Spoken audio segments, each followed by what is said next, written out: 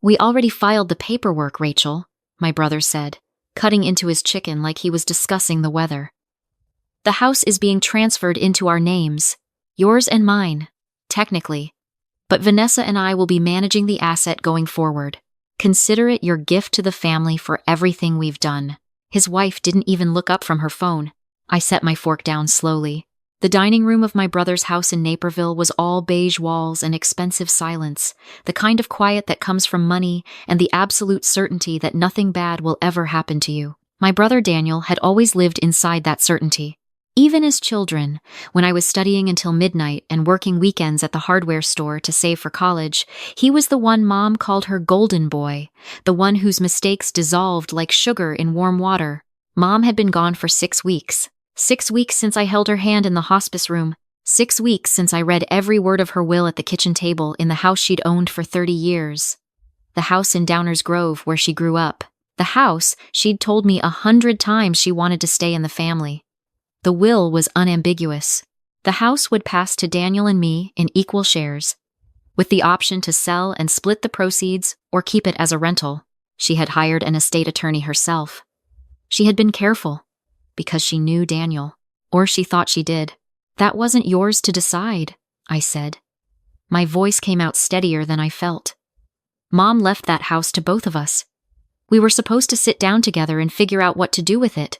That was the whole point. Daniel finally looked at me, and the look on his face was the one I had spent my entire life trying to earn the opposite of. Mild pity, with an edge of impatience underneath. Rachel, he said, you live in a 1-bedroom apartment in Evanston. You're a civil engineer at a mid-size firm. You're fine. Vanessa and I have 3 kids and a vision for what that property can become. We're going to renovate it, rent it out, and build actual generational wealth. You'd sell it for a lump sum and spend it in 2 years. We're doing this the smart way. For the family. Vanessa finally looked up. She smiled at me with the warmth of a woman who had already won and wanted me to know it. You'll still get your share of the rental income, she said. Eventually, once we recoup the renovation costs. It could be 2, maybe 3 years, but think long-term, Rachel. 2 to 3 years. For a house that was half mine by law, today, I want to see the paperwork, I said. Daniel shrugged. Talk to our attorney. His name is Gavin Strauss. He handled everything. I drove home through the November dark with my hands tight on the steering wheel and my mind running the numbers I didn't want to run. Mom's house was appraised at $480,000. My half was $240,000. That was 3 years of salary. That was the down payment on my own place. The thing I had been quietly working toward for a decade. The foundation I needed to stop feeling like I was 1 bad month away from starting over. I called my own attorney the next morning. Her name was Patricia Osei, and she was the sharpest person I knew. A woman who had helped me navigate a contract dispute at work 2 years earlier, and who had told me then, call me if your family ever does something stupid. Family always does something stupid. I pulled the will, Patricia said after I explained everything. I'm looking at it right now. Equal shares, no clause giving either party sole management rights, no provision allowing one heir to assume control without written consent of the other. Whatever your brother filed, he filed without your signature. That means fraud. I exhaled for what felt like the first time in 48 hours. So we can reverse it? We can try, she said. But I want to know exactly what he filed before we move. Don't call him, don't email him, don't give him any indication you've talked to a lawyer. Just sit tight and let me pull the county records. I sat tight for 4 days. On the 5th day, Patricia called me back, and her voice had a different quality to it, the careful flatness of someone delivering information that is worse than expected. He filed a deed transfer, Rachel, signed by you, or rather, signed by someone pretending to be you, notarized by Gavin Strauss, the attorney he mentioned. I've already filed a complaint about Strauss with the ARDC, but that's going to take time. The transfer is recorded. On paper, right now, the house belongs to Daniel and Vanessa alone. Your name was removed. I sat in my car in the parking garage at work and stared at the concrete pillar in front of me until my eyes stopped focusing. Your signature was forged, Patricia continued, which is a felony. But Daniel is going to claim you signed it and forgot, or that you were confused, or that you're unstable after your mother's death. These things take time to unwind, and in the meantime, he is in legal possession. I'm filing an emergency motion to contest the transfer, but I need you to understand something. This is going to get uglier before it gets better." She was right. She had no idea how right. 3 days after Patricia filed the motion, I got a call from my supervisor at Keller Engineering. He asked me to come into his office, and when I sat down across from him, he had a folder on his desk and an expression I had never seen him wear before, something between discomfort and apology. "Rachel," he said, "we received a letter from an attorney representing your brother.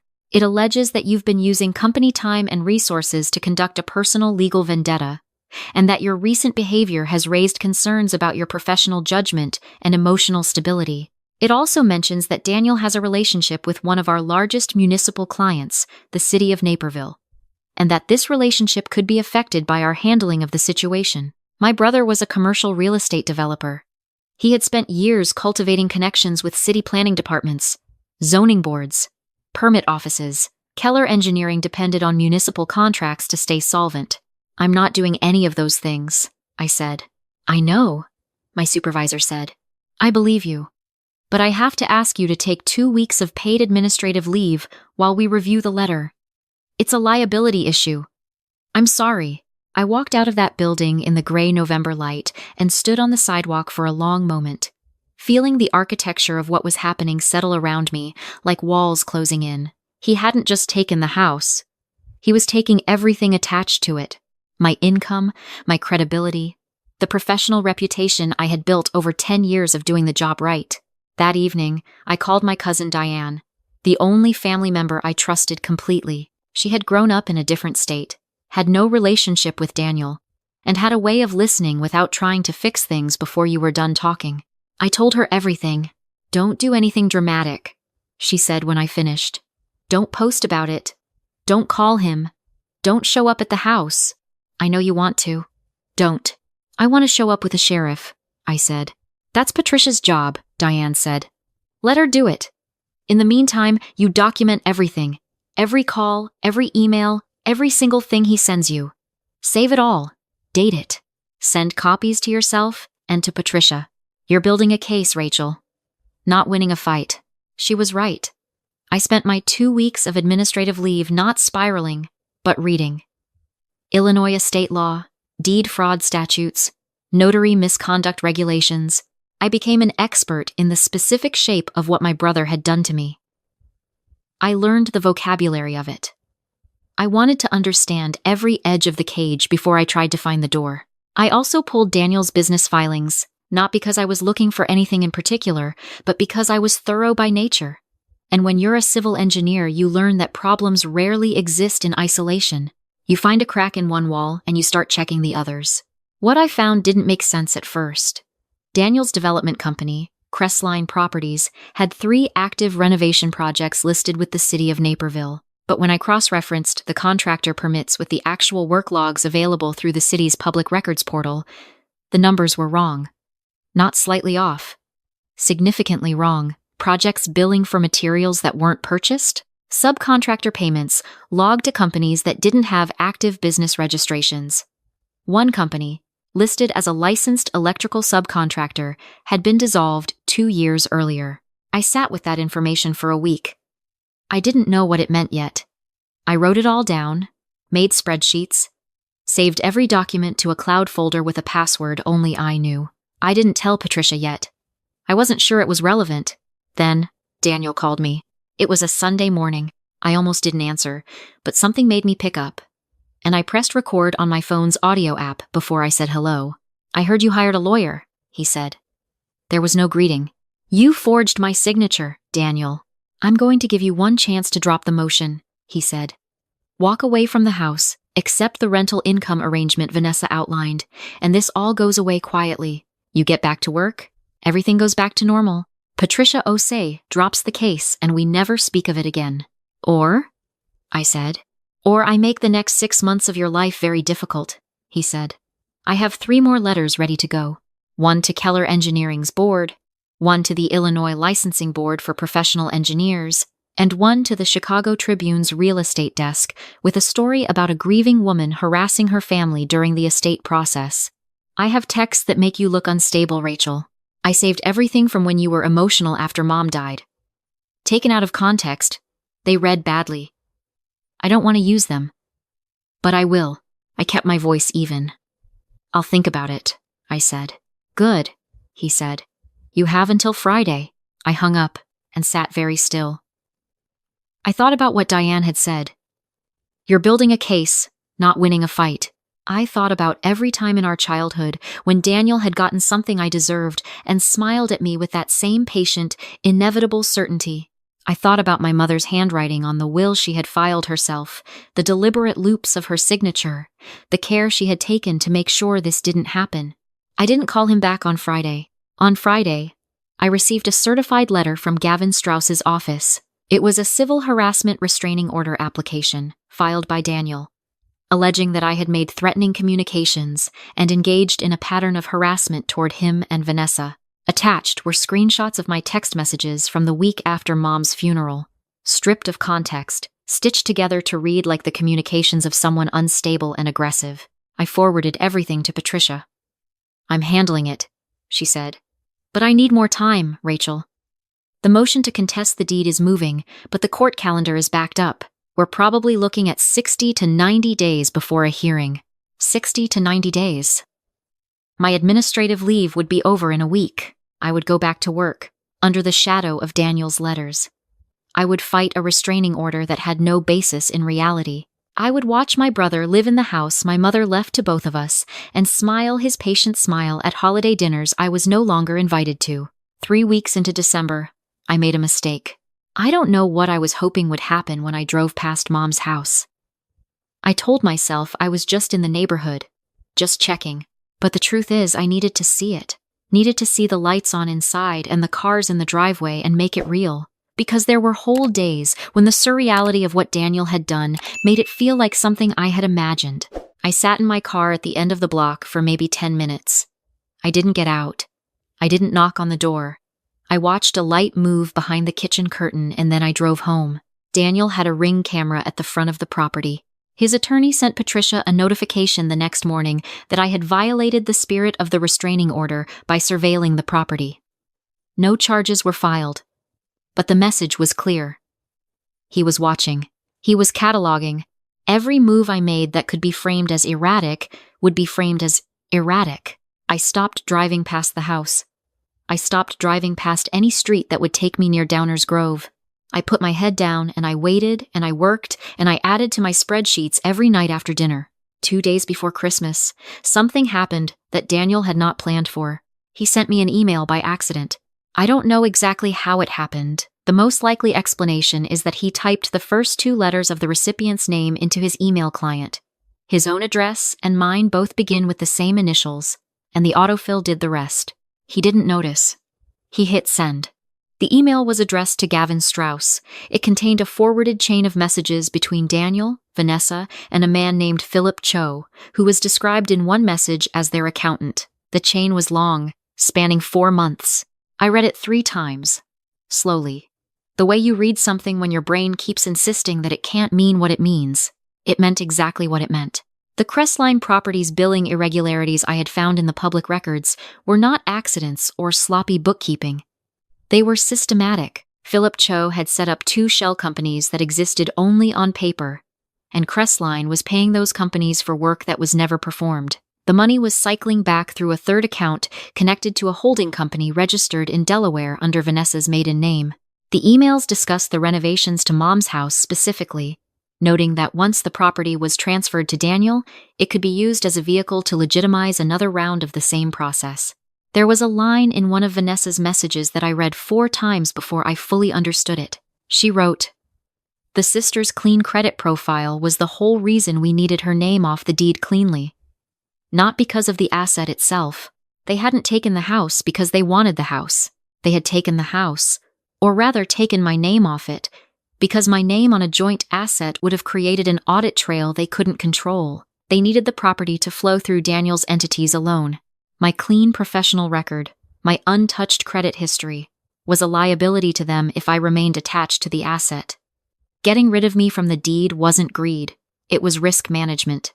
I sat at my kitchen table with my laptop open and my hands completely still and thought about what to do next. I did not call Daniel. I did not call Patricia first. I called Diane. She listened to everything without interrupting. When I finished, she said, "You know what this is, right? This isn't just deed fraud anymore. This is wire fraud, possibly tax fraud. This is a federal matter." "I know," I said.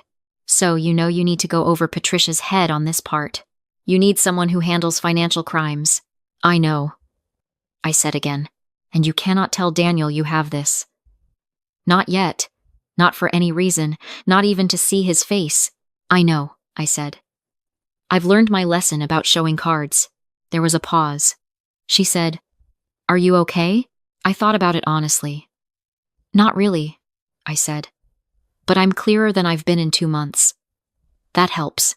I spent the holiday break doing 2 things. The first was working with Patricia to prepare for the deed fraud hearing, which was finally scheduled for mid-January. The second was researching financial crimes attorneys in Chicago and reaching out to 3 of them through encrypted email channels Patricia recommended. Within a week, I had retained a second attorney, a former federal prosecutor named Marcus Webb, who specialized in real estate fraud and had an existing relationship with the Financial Crimes Unit of the FBI's Chicago field office. I gave Marcus the email chain. I gave him my spreadsheets. I gave him every public record I had pulled on Crestline properties. I gave him the forged deed, the forged notarization, and the recording of Daniel's phone call. He read through everything in one sitting while I sat across from him in his office on Michigan Avenue with a cup of coffee going cold in my hands. When he looked up, his expression was the professional equivalent of someone trying not to show that they're impressed. "Your brother is not a careful man," Marcus said. "He's smart enough to set this up, not smart enough to cover it. The email alone, combined with your records, gives us a viable referral to federal investigators. The deed fraud supports the state case Patricia is building. They run parallel, and each one strengthens the other. But Rachel, this takes time. We're talking months, not weeks. Can you hold your position?" "I've been holding it for 2 months," I said. "I can hold it longer." He filed the referral to the FBI in the second week of January.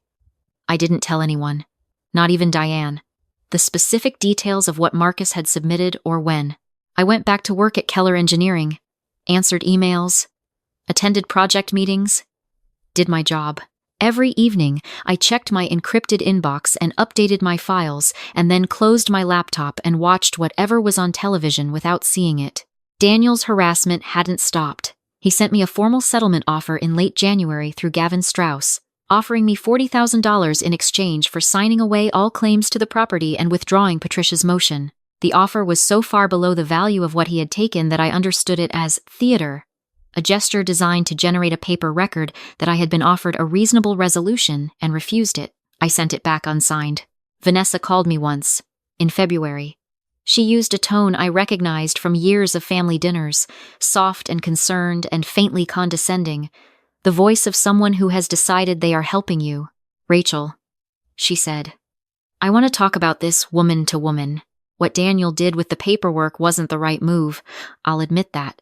But the house needed to be in one set of hands to be managed efficiently, and honestly, you're so busy with your career, we're doing you a favor by taking this on. Can we just find a way to resolve this without all the legal drama?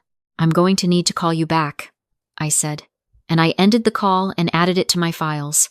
Patricia's hearing on the deed fraud was on a Tuesday in mid-February. Daniel showed up with Gavin Strauss and a second attorney I didn't recognize, all 3 of them in suits that communicated expensive confidence. I sat next to Patricia in a courtroom that smelled like old carpet and forced air heat and listened to Gavin Strauss argue that the transfer was valid, that I had signed the documents willingly, that the current motion was a bad faith effort to relitigate a settled estate matter. Patricia presented the forensic analysis she had commissioned on the signature. The analysis was 22 pages long and concluded with a probability of less than 1% that the signature on the deed transfer was mine. She presented Daniel's phone call recording. She presented a timeline showing that I had retained an estate attorney within 4 days of learning about the transfer. Behavior inconsistent with someone who had agreed to it voluntarily. The judge, a compact woman in her 60s named Honorable Sandra Marsh, reviewed the forensic report in silence for several minutes. Then she looked up at Gavin Strauss and said, "Counselor, I'm going to need you to explain to me why your client's signature matches multiple expert-identified characteristics of your own client's wife's handwriting, as documented on pages 12 through 14 of the plaintiff's exhibit." Gavin Strauss said something about the limitations of forensic handwriting analysis. Judge Marsh told him she had heard enough and that she was issuing an emergency temporary order, halting any further activity on the property and requiring Daniel to respond to a formal fraud inquiry within 30 days. Daniel's jaw tightened as we filed out. I passed within 3 feet of him in the hallway. He looked at me with an expression I had never seen from him before, something tight and recalculating. Like a man running numbers that weren't adding up. I didn't say anything to him. I walked straight to the elevator. In March, Keller Engineering's board reviewed the letters Daniel had sent and concluded that there was no basis for any of the claims and that my employment was in good standing. My supervisor called me personally to tell me. He also mentioned, carefully, that Naperville had withdrawn one of its consulting contracts with Crestline Properties following a review of Crestline's permitting records. He didn't say why. I didn't ask. I heard from Marcus at the end of March. He had been in contact with the FBI's Financial Crimes Unit. There was an active inquiry. He couldn't tell me more than that. But the qualifier he used was illuminating. He said things are moving.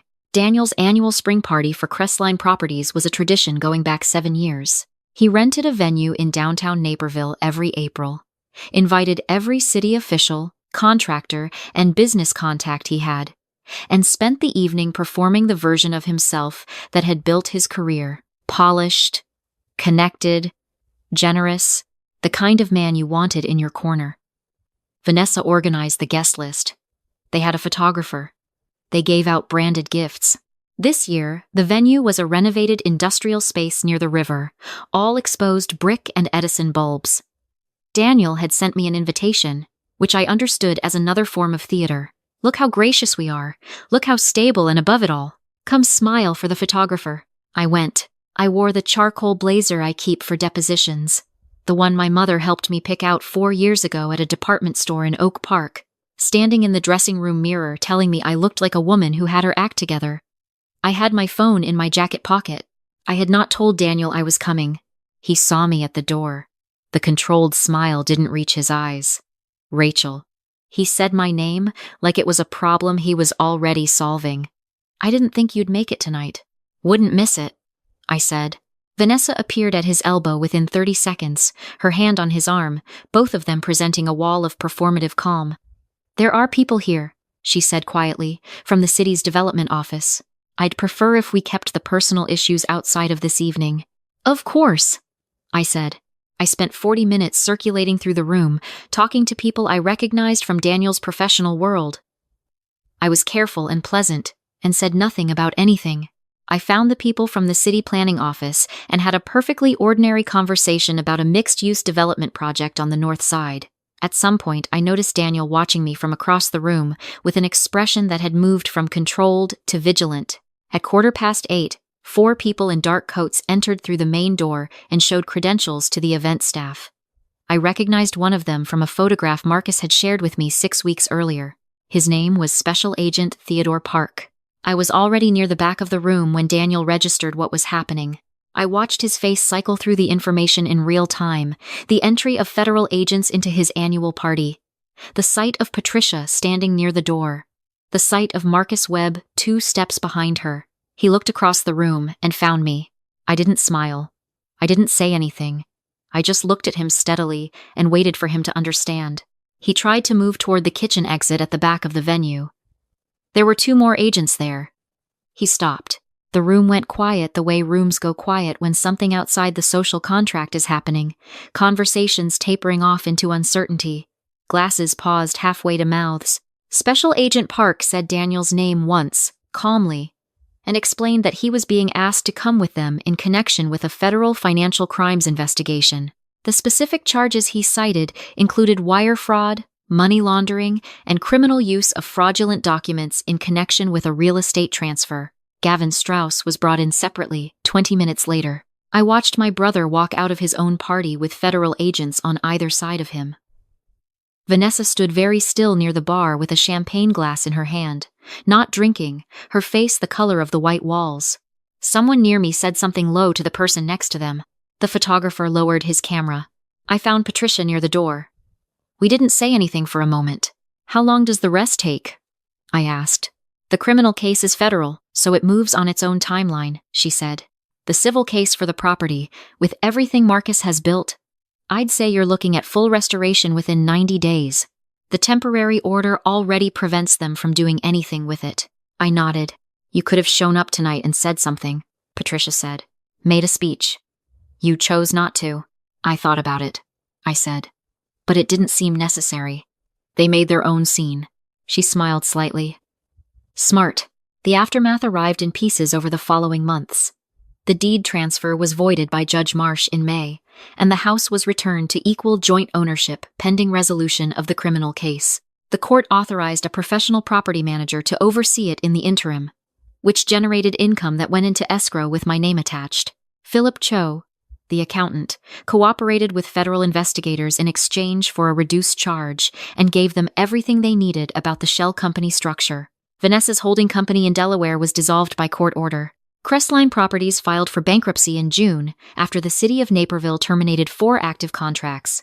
Daniel pled guilty in August to 2 counts of wire fraud and 1 count of fraudulent transfer of real property. He was sentenced to 4 years in a federal correctional facility, with 3 years of supervised release to follow. His real estate development license was permanently revoked. Gavin Strauss surrendered his law license as part of a consent agreement with the ARDC and paid a substantial civil penalty. Vanessa was not charged criminally, but she was named as a defendant in the civil recovery action Patricia filed on my behalf. The settlement she agreed to in September covered my legal fees, the costs of the forensic analysis, and a full year of lost professional opportunities, documented and itemized. I sold Mom's house in November, not because I wanted to, not because I needed the money, though the money was real and substantial. I sold it because I needed to be done with it. Done with the weight of it. Done with the way it pulled every memory of my mother sideways into the shape of what my brother had done. I needed to let it be someone else's house, someone who would plant things in the yard and hang pictures on the walls and not know anything about any of this. I used my share of the proceeds to buy a condo in Lincoln Park, 12 blocks from the lake, with a small second bedroom I use as a home office. My mother's pearl earrings are in a dish on my desk. I look at them sometimes when I'm on calls. I think about what Vanessa said to me on the phone in February, in that carefully softened voice. She said Daniel wasn't entirely wrong to do what he did, that I was too busy, that I didn't need the asset, that they were doing me a favor by taking responsibility. I've thought about that logic a lot. The idea that someone can take something from you and call it care. The idea that your busy life and your manageable existence justifies someone else deciding what you deserve. I grew up in a family where that idea had the weight of a given, where my stability was treated as permission. My mother knew her children. She hired an estate attorney and filed her will carefully and named me in it because she wanted to make sure, on the record and in writing, that I was not optional, that I was not the cost of someone else's peace of mind. She was right. And in the end, the paper trail she left, and the paper trail Daniel left, and the email he sent me by his own careless hand settled the matter in a language he had always thought belonged to him alone. Numbers don't forgive. Documents don't forget. And the truth, when you give it enough time and enough documentation, has a way of finding every door. My firm put my name on a project lead role in October. The first meeting was in a glass-walled conference room overlooking the Chicago River, and I sat at the head of the table and opened my laptop and thought, briefly, about a kitchen in Naperville, and a conversation about charitable contributions, and a brother who had looked at me and seen a resource instead of a person. Then I opened the project file and got to work.